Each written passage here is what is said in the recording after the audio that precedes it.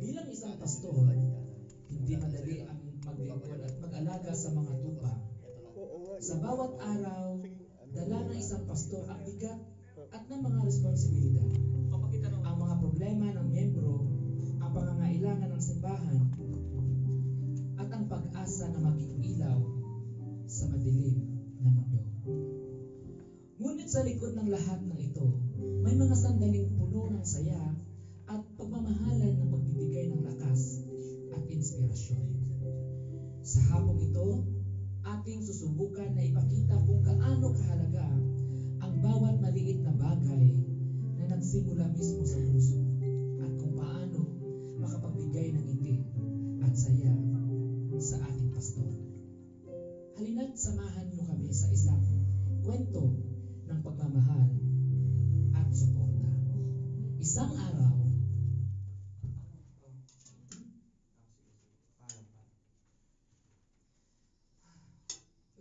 dito pala si Bro, Maki, kumusta? Andito pa kayo ni Jeff. Ano ginagawa niyo ngayon dito? Magluluto po lang natin ng pang-merienda po.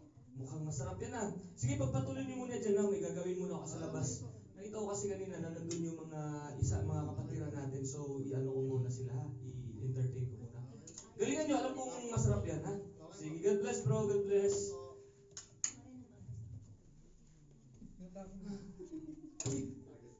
Andito pa pala kayo, Sister Alma. Kumusta? Sister Jenaline, Sister, Hallelujah, praise God. Andito pa pala kayo. Anong ginagawa niyo dito?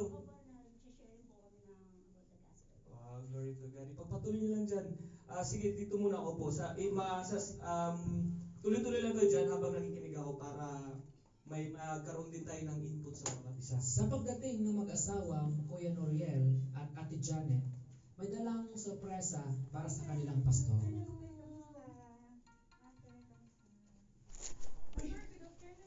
Wow! Magandang hapon, Kuya Noriel. Ang babait naman. Dito kayo ngayon. Ate Janet, kumusta kayo? Yes po, Pastor. May regalo. Opo po kayo, Pastor. Ay, salamat. May regalo po sana kami sa iyo, Pastor. Wow! Ayos ah. Po, Pastor. Actually, Pastor, cellphone po yan. Wow! Nakakaiyak naman. Alam nyo, first time po makareceive ng ganitong gift, mamahalin talaga. Alam nyo, Kuya Noriel, Ate Janet, itong cellphone ko, 15 years na talaga to sa akin. Hindi ko lang mapalit-palitan dahil, alam nyo, may sentimental value sa akin. Maraming salamat. Na-touch ako. Maraming salamat. Kaya nga po, binigyan namin kayo ng cellphone kasi po nakita namin cellphone yung panahon pa ni Kopong-Kopong. Pastor, binigay din namin yan sa iyo para po makapag-connect ka po sa amin. Araw-araw. At dumating naman ang mag-asawang Kuya Louie at Ate Jenny na may bitbit ng isang mahalagang listahan. Ay, that's good. Morning, Jen. Tuloy. Magandang hapon. Kumusta? Saan si Ate Jelly? Ikaw lang. Oh, napadalo kayo sa ating church. Pastor, may dala po kaming listahan para sa iyo. Ano to? Ang haba. Ano to? Listahan ng mga utang? Gusto mo pag-pray para makabayad sa'yo? Di ba may ganun po? But anyway, mga ano pala to? Mga listahan ng sermon na gusto mong ipagawa? Ang haba. Anong sermon yung gusto mong gawin ko? Ilan sermon yung gusto mong gawin ko? Kasunod naman ay dumating si Ma'am Shidali na may dala ring isang masaganang pagkain para sa kanyang pastor. Aba, dito yung paborito kong Ma'am Shi. Kumusta Ma'am Shidali? May dala ka, mukhang masarap yan ah. Para talaga sa'yo, Chok. Ibibigay ko to sa'yo kasi alam Doon ako nalilito. Dalawa lang. para Tapos yung galing yun, dito galing. kaluluwa. Okay, one, Maibigay ko two, sa iyo three, go. kaunting pagkain para One, sa alam mo na gutom na gutom ka. Maraming salamat po Shidali, napaka-thoughtful mo talaga. Alam mo four. Apo, dito. na nakaka-touch yung mga ginagawa ninyo sa akin. Maraming salamat. Dalawa. Ito muna, di ba? Kaliwa?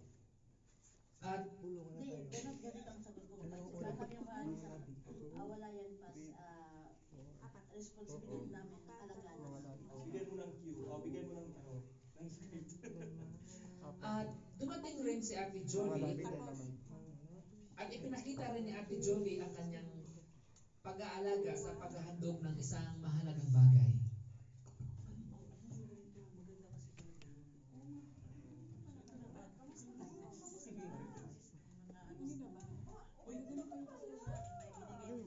Ba, anong meron?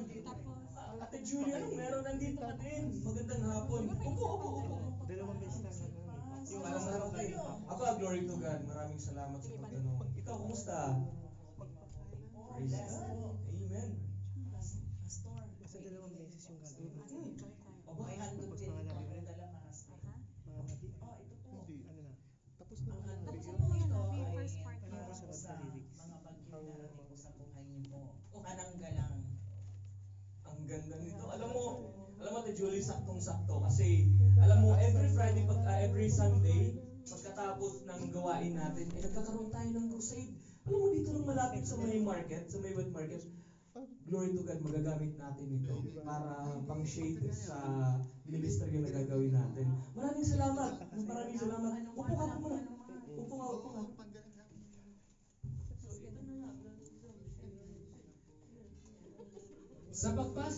Sa pagpasok ni pastor sa loob ng simbahan, ito na. Sa pagpasok ni pastor sa loob ng simbahan. Pag narinig nyo to, Kaya niya pala rin, nag-ano pa kami.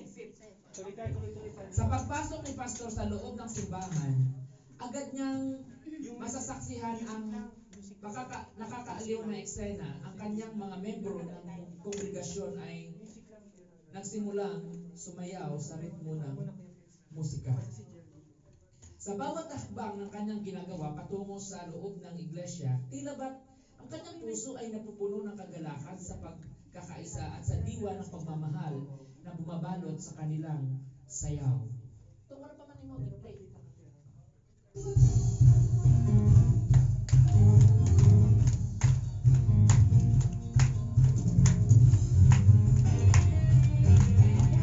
Habang sumasayo sila, kinukulong ko na siya.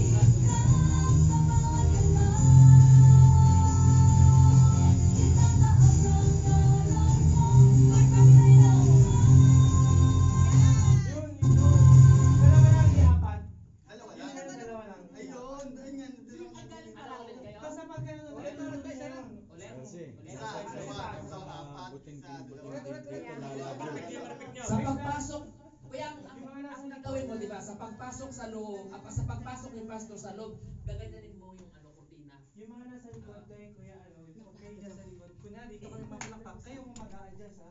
Kunwari, hindi kayo sasaliwa, kayo kasi kami nasa harap. So kung nakita dito kami, adjust kayo, para sabay-sabay tayo. Okay, take.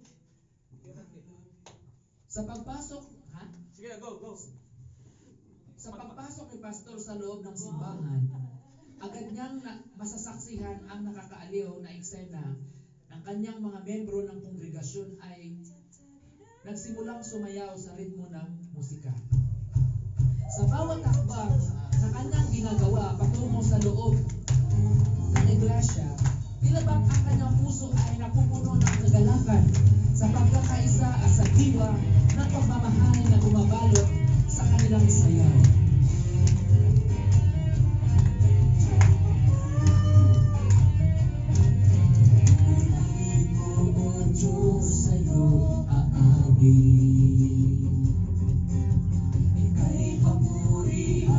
sa kalangitan. Mga labi ko, O Diyos, sa'yo aawit. Ika'y papurihan sa kalangitan. Aking kamay italaskan, ang ngalan mo'y wanghatin. Pagkat ikaw, O Diyos, ay dakila. Napakasaya magbigay papuri.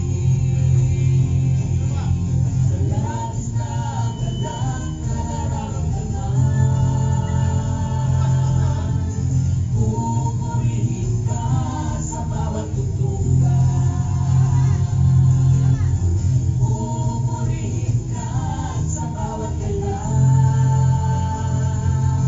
Itataas ang ngalan mo magpakailanman.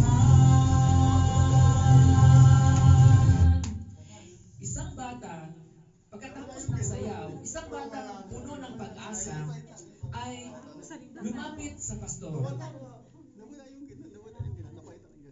Tama yun. Ayun na lang. Tanggalin yung ganun. Pastor, gusto ko rin po na regalo. Ang dami-dami ng regalo natanggap. Gusto ko po ng regalo, Pastor. Alam mo, Rosalinda, natutuwa ako sa pinapakita mo sa pagkakasabi mo ngayon dahil ang tingin namin is malikot ka lang, tumatakbo ka lang, pero may mga nakikita ka palang hindi namin nakikita. At sa pagdating ni Ate Tintin, Ate V, Ate Jenaline, Ate Alma, nagdulot sila ng pinakamahalagang bagay na maaring ibigay para sa isang bata. Pastor, ito po yung pinakamagandang regalo, pinakamahalagang regalo para sa bata. Maraming salamat, Sister Alma. Pastor, hindi ko po gusto yung regalo. Hindi ko po gusto yan. Ayaw ko po yan na regalo. Gusto ko po ng ibang regalo, Pastor. Gusto ko po ng ibang regalo, Pastor.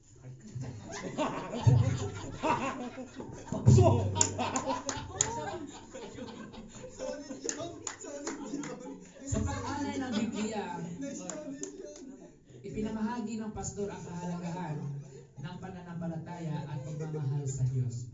Kaya yung gagawin mo kuya, di ba? Parang kausapin mo. Parang katayin mo siya, tapos uupo kayo, tapos mag-usap. Dito sila kami sa dito. Oh, hindi, huwag mo siyang parang